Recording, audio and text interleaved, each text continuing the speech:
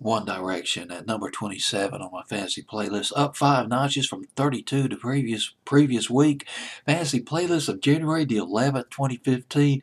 Everybody wants to steal my girl. Well, of course, we're talking about One Direction. and fourth album. It's called Four. It's their first single from their fourth album. Let me adjust my camera a little bit. It keeps focusing in on me a little too close. Four guys had wrote this record,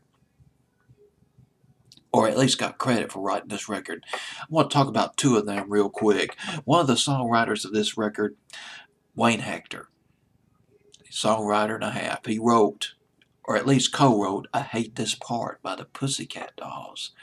I didn't know that. That was a hit for the Pussycat Dolls back around the fall of 2008, early 2009.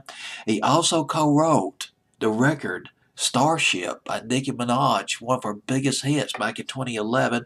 There was Glad You Came by The Wanted. He co-wrote that along with another fellow. I'll get into that in just a minute. And he also, I got to double check on this. I've been meaning to double check on this, but I'll go ahead and mention it. I also read that he wrote, or at least he produced, I'm not really sure which, the Rickstons' Me and My Broken Heart, which was an XM hit, XM radio hit this past spring, summer. Me and My Broken Heart, some Blue-Eyed Soul. Fantastic record by the Rickstons. Had that on my fantasy playlist back in 2014. The other fellow who wrote this record, keep in mind, I'm mentioning just two people who wrote this record. Four had penned this tune. Everybody Wants to Steal My Girl.